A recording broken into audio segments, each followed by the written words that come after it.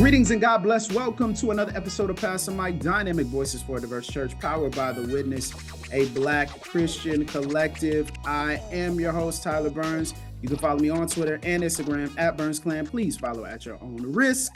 And joining me, as always, is the founder of The Witness. He has a very extensive bio. He is the man, the myth, the legend, the two-time best-selling author, Mr. Blue Check Verified himself. You can read his writings at JemarTisby.substack.com. Dr. Jemar Tisby, what's going on, brother? Always one of my favorite parts of the week, man. Hopping on the mic, talking about what's going on. So when you were dancing just then, what was the song in your head? See, now it's hard because of the video that just came out about the hip hop mogul and all of that stuff. But we it was do the Diddy episode soon. We got to do a Diddy episode. Yeah.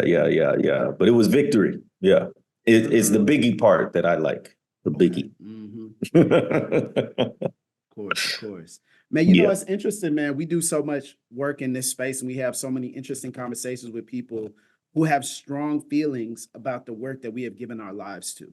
So people have strong feelings about history, strong feelings about the American Christian historic context, strong feelings about evangelicalism, and yes, strong feelings about the church and strong feelings about Christianity in general. And I was just recently watching this clip, and I know everybody's going to know the clip when I mention it, but about 2 months ago, Tribbett, who is a Grammy award-winning gospel artist, was on The Breakfast Club with DJ Envy and Charlemagne and Jess Hilarious. And he was on there talking about many different things, but he got on this point talking about the church.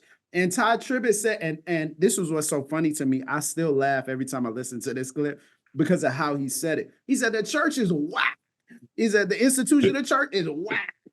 All the rules and regulations, whack. It was just hilarious for me. So sometimes I'll just randomly say, that. We can still say that. We can still say the word whack. I feel like that was like popping in like middle school or something. Hey, man, I your middle school. He said your middle school. We came from different eras, my guy. Like, I don't know. Man, so Tribbett said the church is whack. Man, so when I sent you this clip, it was so funny. You were like, dang, he really went there. Viral moment. Yeah, that was of course, that's the clip they clip and they show everywhere. So we got to talk about clickbait and virality, man, because I feel like we just viraling the wrong stuff, man. It's just it's a whole conversation. On the wrong stuff, man. It's a whole conversation about even going on something like The Breakfast Club, who that they allow on it. I think they had Candace Owens on at one point, and then now they're increasingly having prominent Christian artists. I believe Sarah Jakes Roberts was on it promoting her latest book, Tribbett, obviously. So it's really interesting, the cast of characters now that they're having on this show that is a staple in the Black community, far beyond its local market. I mean, this is one of the shows, one of the very, very, very few shows that sort of like moves and shapes the culture. Like conversations that happen there become conversations like on this podcast, what we're about to talk about. And it's been a lot of different people they've had on, from, Mike Todd, Carl Lentz, A.R. Bernard, T.D. Jakes.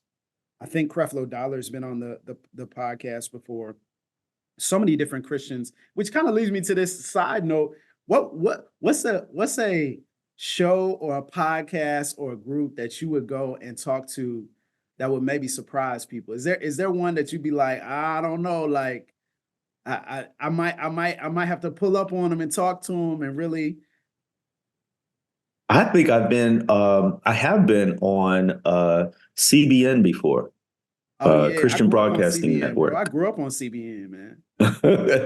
They called me up, and want me to talk about mostly like racial history, anniversaries kind of thing. And I was like, y'all sure? Did you check the bio? But yeah, I've been on that a couple of times, 2 or 3 times.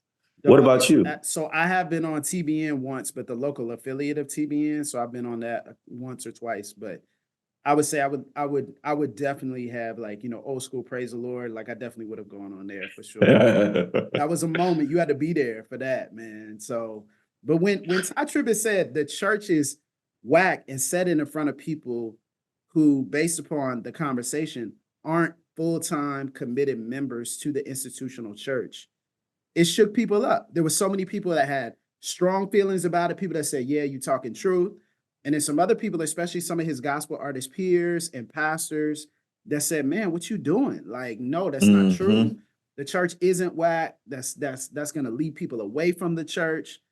And as you think about it though, Jemar, haven't we all felt this at one point or another? Look, who you talking to? I have been sort of ostracized, whether vocally or intentionally or sort of low key, from a lot of churches.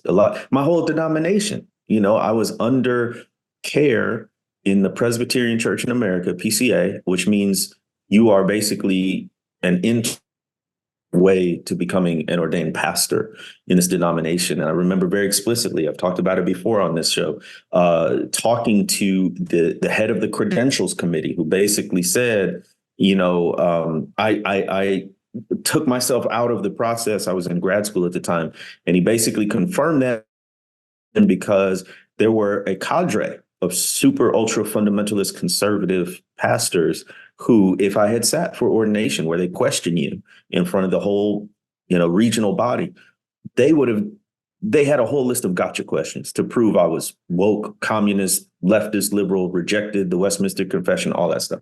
So that's on a denominational level, but also on the church level. I could tell you numerous stories. My last 3 churches where it's been something that has, because of my stance specifically on racial justice, it just hasn't worked out. So yeah, I felt really frustrated with the church at times. So can I do the quote? So can we do the quote since we talking about virality? Jamar Tisby says the church is whack. Is this? Is this? Can we just? Because it sounds like you said, have we all been there? No, you didn't say one church. You said 3 churches. You said multiple. You said one. That's how they get you. You said multiple. No, but bro, like I resonate.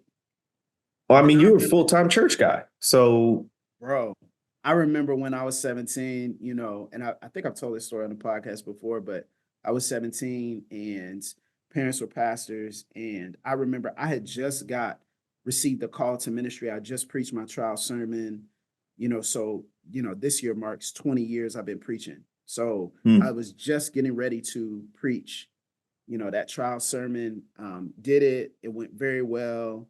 And then I remember I was in my mom's office and I saw a letter that basically trashed me by name.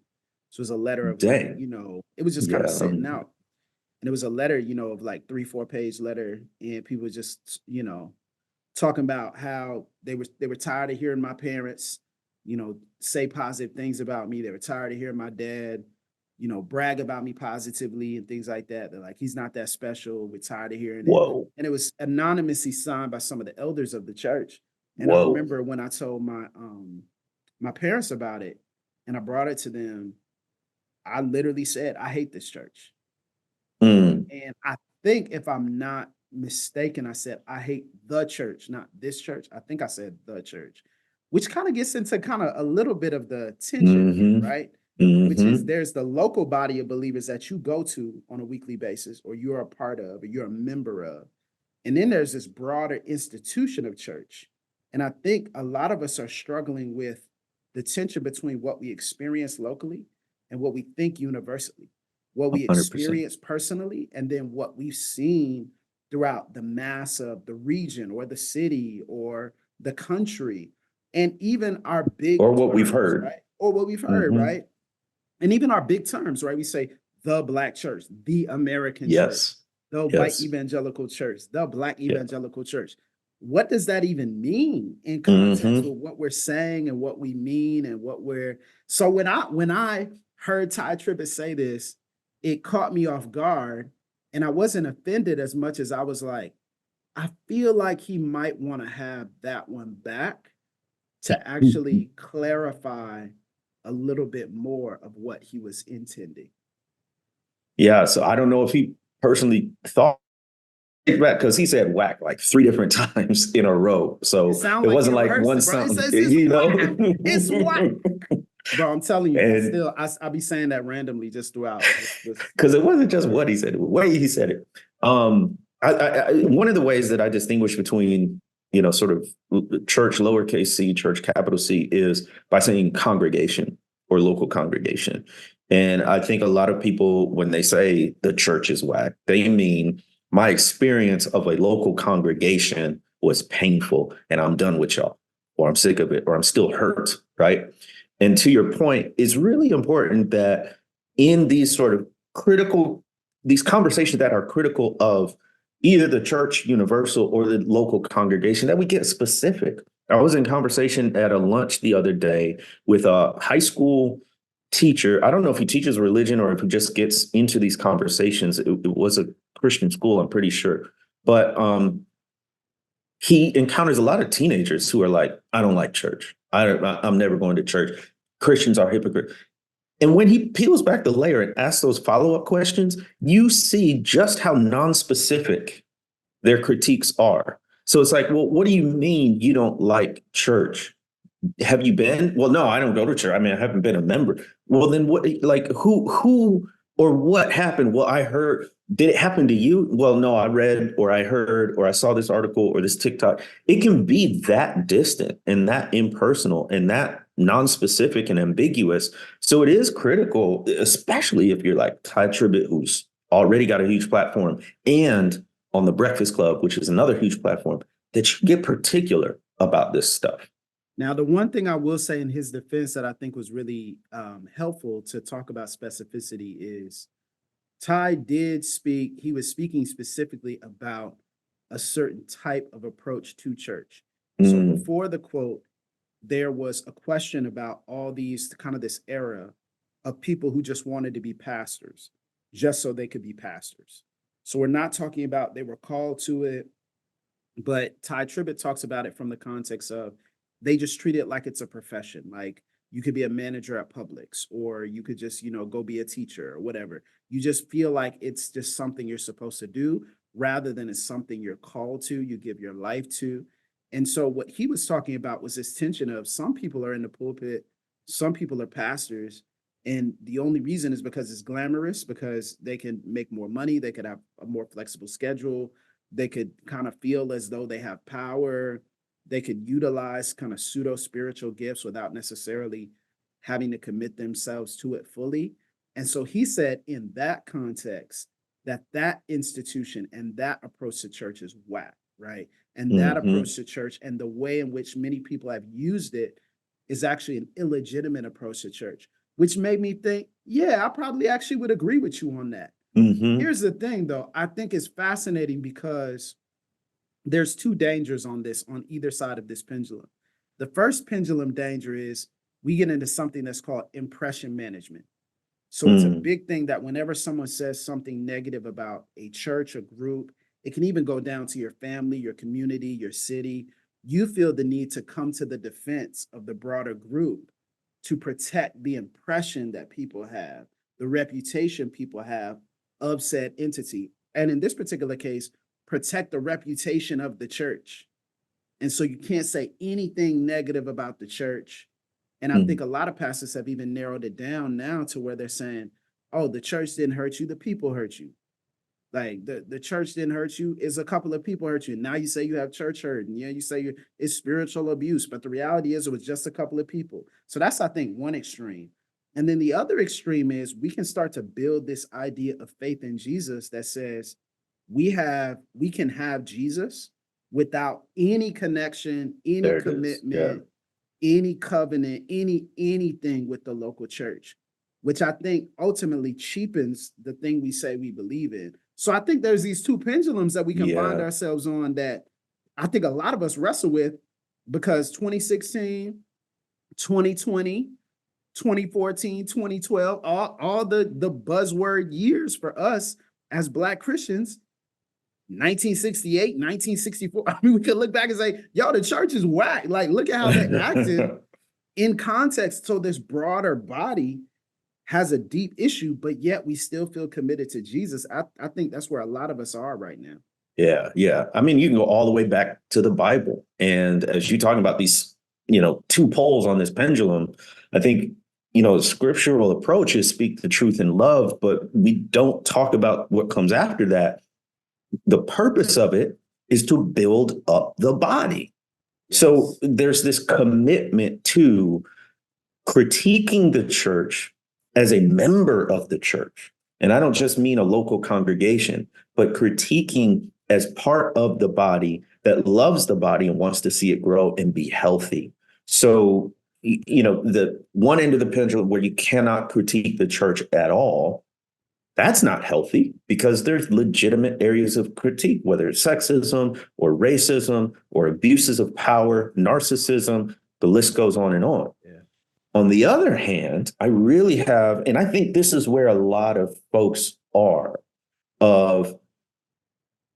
we love the idea of religion, spirituality, higher power, maybe as specific as following Jesus, but we don't want to do it in an organized community, meaning a local congregation. This is a tough one that we're going to have to deal with, because go ahead. Cook. You cook. I mean, as I say, whenever you have more than one person, at some point, you have to organize that group. That often becomes the local congregation, the local faith community. And then you quickly get into all the stuff that people say they hate about, quote, religion, right? So it will be the internal politicking, it will be the committees, it will be the focus on money, it will be all of this stuff that gets sort of piled onto this sort of ideal of just following Jesus, just, preaching the gospel, whatever it might be. Here's the thing, it's almost like a relationship where every human being is flawed, and you've just got to decide whose flaws you're going to commit to putting up with. Ooh. So it's not like you're ever going to find that perfect congregation, that perfect local expression. You're going to find different ones with different issues and problems, and you're going to have to at some point decide, these are the ones that I'm going to put up with. And it's really not that particular calculus. What you're deciding is, this is a place where I feel like I can be healthy and flourish. And there are things that need to change and that I don't like and that are unhealthy, but I'm willing to stay and commit and work on those and build the body up, because there are all these other ways that are healthy and beneficial to me. Man. So what would be the things for us that are too whack to handle? Too whack to deal with? Like, I feel like this has turned into a 90s podcast, like overnight. Whack, yes. It's whack, Jesus. Jack. Some of these churches can eat my shorts, man. That's crazy. That's wild work. Y'all don't remember that old school Simpsons, do you? I've never. Nah, I missed that one. That's your quote. I mean, for me, it's part of it's easy. Racism. I mean, that's just a deal breaker at this point for me. I can't go and feel safe or entirely in a worship experience where I'm always checking over my shoulder for somebody who even inadvertently is being like really just racially prejudiced. And so that rules out. So you said inadvertently. So it's most folks. So you said even by accident. So it's just like, man, yeah. If you just accidentally microaggress me, it's you pressing the whack button. Whack. Whack. Well, it's the idea of compromise and complicity. The extremists are always a small minority, although very vocal and have an outsized influence. It's that mushy middle of people who accommodate that stuff that is, what MLK would call the white moderate. And it can cross racial lines too. That's what's terribly frustrating to me. It's like, you will not take a side on the side of racial justice. You just kind of floating in the waters of white supremacy and racism that are all around us without sort of swimming against the tide. Yeah, that would be a real easy, like, nah, that's whack. What about you? That's helpful. So I think on a baseline level for me, what I've always found to be really important is I cannot enter into an environment, worship Jesus, where I feel like even a noticeable percentage of the people are mean. Like Mean. meanness, um, lack of hospitality, lack of welcome. I'm not talking about you're tired. I'm not talking about you're human. I'm talking about you are going outside of your way to make someone who is new to the body feel uncomfortable. That's whack to me. I'm Dang. out. Like That, I'm like, you've had that experience? without a doubt. Yeah, absolutely. Wow. Even as a What did they preacher. do or So say? like even as a preacher, like now I've stepped into environments and I've seen the shift. Because certain times people won't announce that I'm coming to speak or preach, which is cool. I don't require that. But it's not like they're doing it intentionally. It's just their ethic isn't to announce like who's the speaker. And then sometimes people Interesting. have like a weird scenario where if the pastor isn't preaching, I don't show up. So I get why people don't do it sometimes, right? Mhm. So I've stepped into spaces and I've seen how people have treated me differently when they realize that I'm the preacher. So like we're Mm. not talking about, I'm talking about you literally ignored a question I asked you. Like I asked you a question. I was like, hey, is this where the bathroom is? And you walk right past me. Wow. And then Wow. and then when I'm up on stage, you're like keying and laughing. And then you're like, oh, great message, brother. You know, I'm like, nah, bro, that's whack. Like don't treat me differently now because you never thought I would have to exercise authority over you. And Oh, so so they didn't know you were the preacher when they saw they you in the had no hallway. clue, had no clue. Wow. And so it's like, oh, you never thought that I would actually be exercising authority over you. So what you did was you treated me as less than. And now I see how you treat other people, right? Now I see how you treat, the kid who comes in who doesn't know all the church cliches and the code and all that, who doesn't have, who's got a snapback on instead of a suit and tie. That to me, Yeah. like if that's present, oh no, no, no, no, no. Like I'm not coming Yeah. back, bro. Lack of Like, hospitality. yeah, Easy. you Yeah. can get me out of there. Like I'm definitely not coming back. That's a big one. I think another one is if they're playing games with what I actually preached a message on this on Sunday. No cheap unity.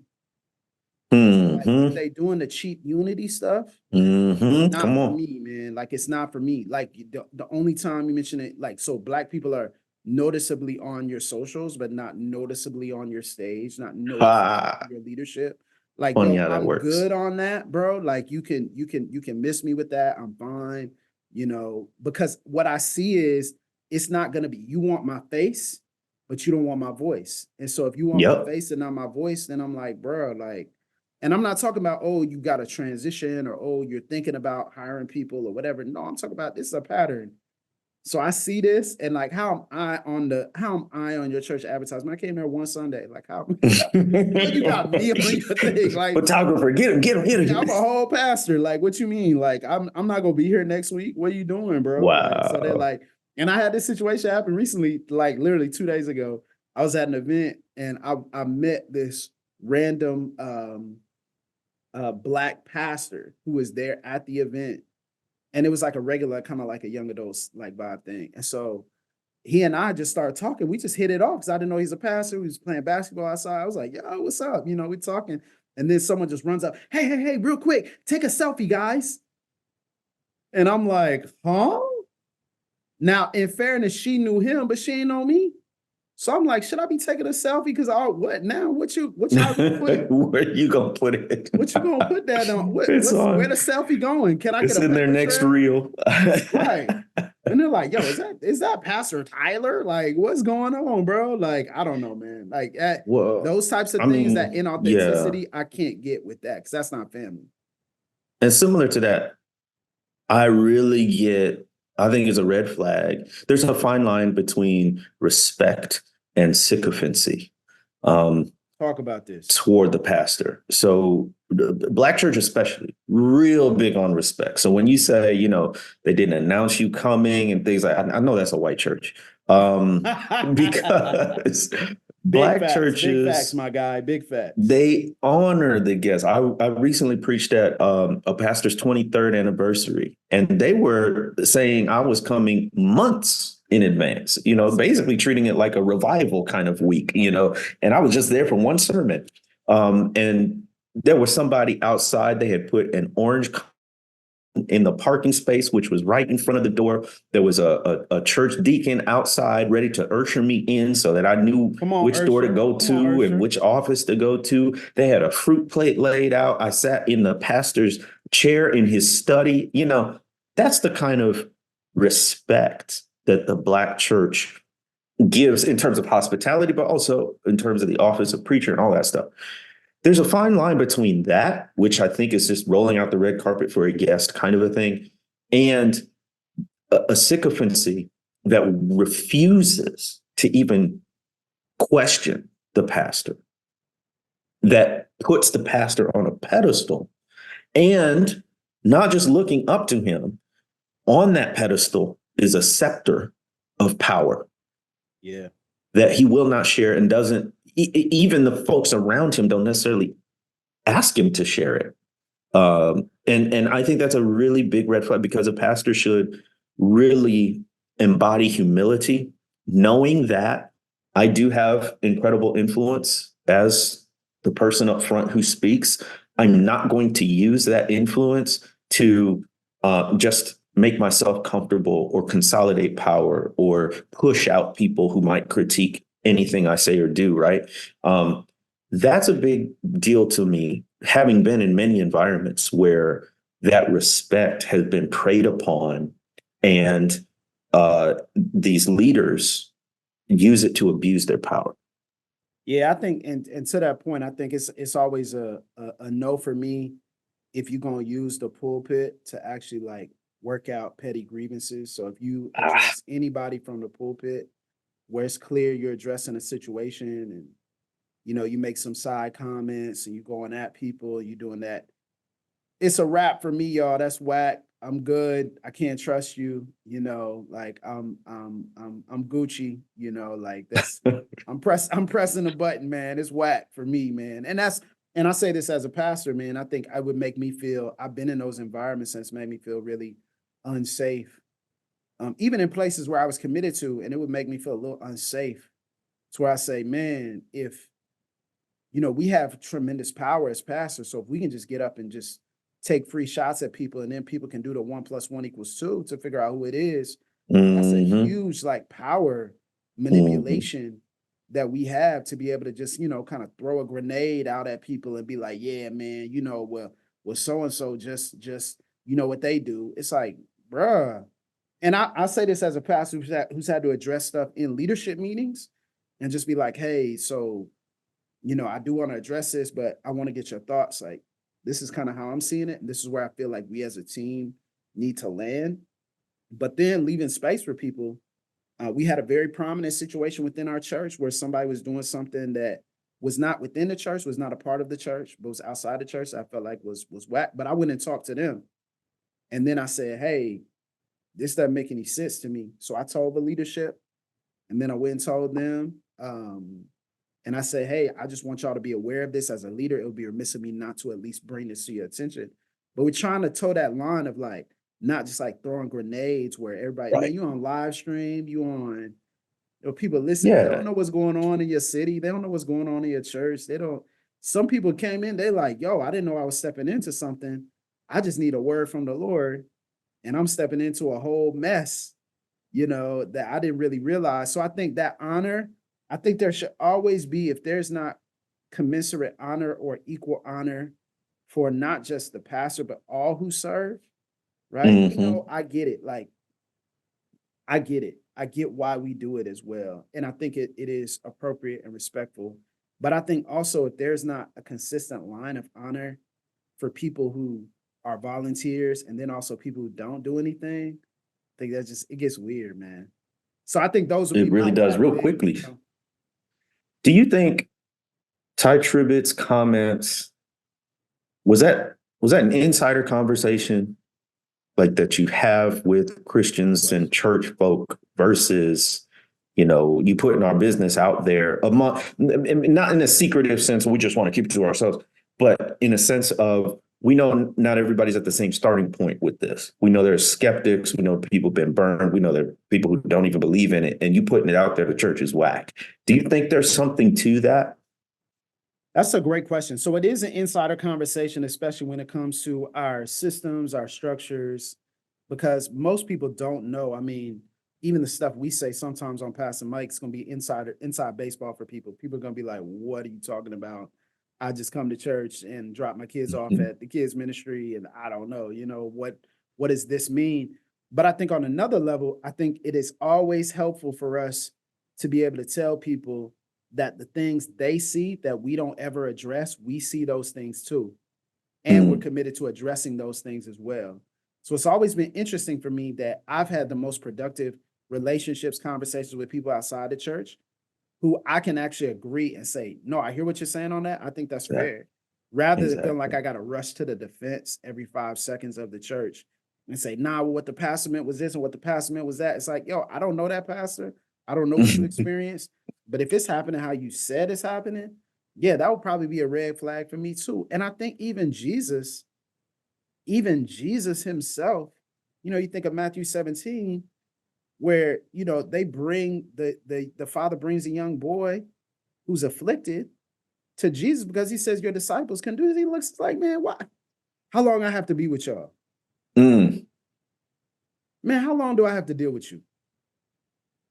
Man, bring the boy here, man. Come on. This and I see like the frustration yeah, of yeah, the yeah. savior who's like, I'm finna die for these folks, and they can't even listen to what I'm saying, and they can't even live pure lives, and they can't even follow what I'm saying. I'm frustrated. And I think sometimes it's really good for people in a safe way to hear that we share frustrations that they share, but we've decided to commit, which I think is the Hmm. the, the, the That's the situation difference. here, right? Yeah, So yeah. yeah, I feel you. I understand. The church is whacking a lot, and we could probably have a list of 10, 20 things that we're like, oh, these are deal breakers for us if we see them. But I have committed my life to being a part of this body. And right now it's in leadership.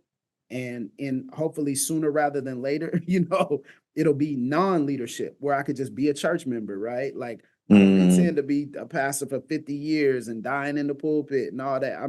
I hope I can experience just being a part of it and having fun and enjoying it and fellowshipping and turn it over to the young women and men who are going to take it to the next level. That's my dream, right? That's literally a mm. dream of mine, right?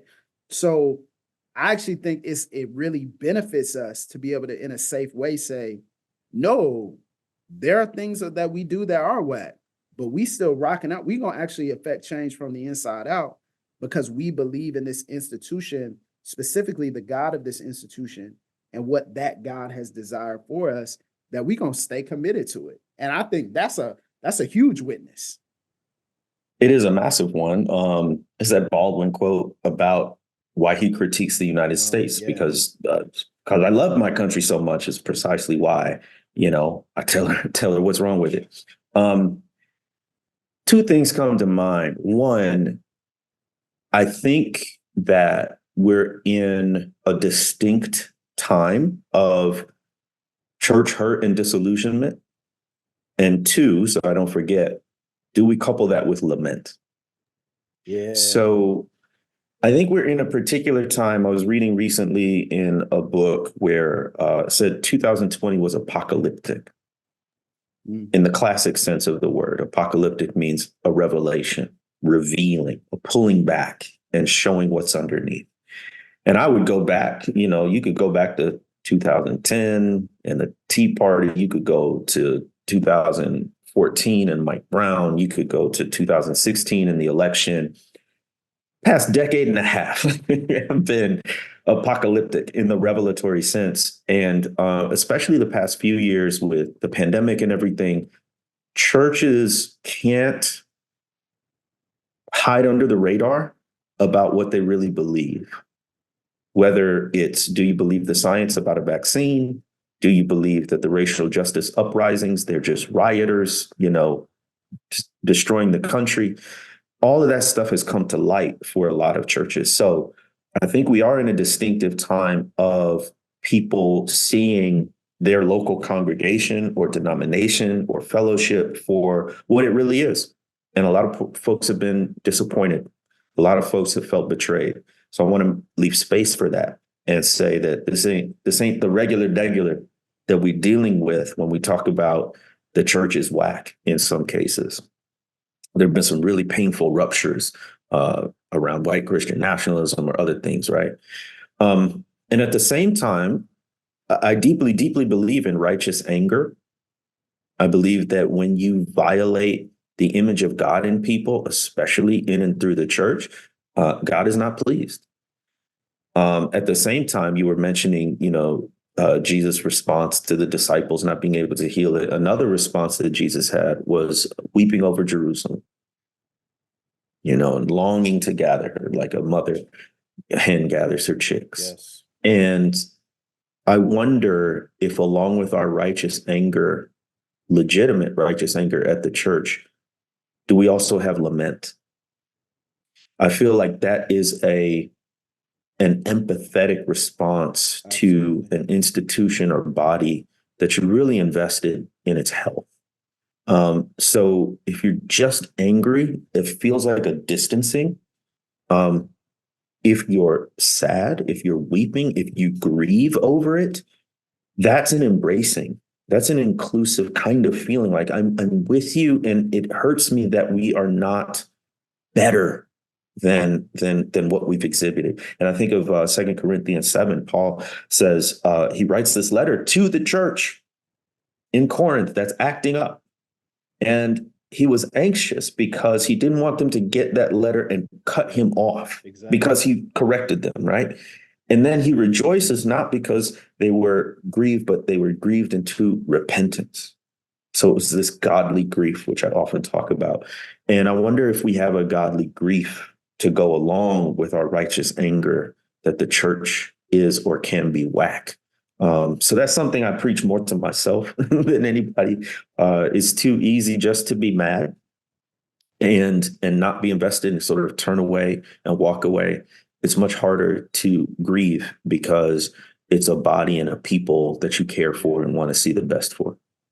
And I think we don't reckon with, and you talk a lot about this in the American context, but we very rarely reckon with our own complicity in what has made the church wet, right? So we just don't reckon with that, and I think there's a lot of internal work that has to be done to say, in what ways have I just kind of let certain stuff slide that I would see as not that big of a deal?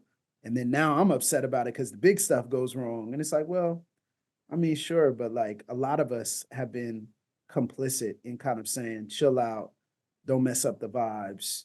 We going up. It's churchy, like we going up. And the reality is, like, I think some of us have to really reckon with this fact that we've maybe been a little bit more complicit than we're willing to admit. And I think that's, for a lot of us who critique injustice spaces, it is really difficult for us to hold up a mirror.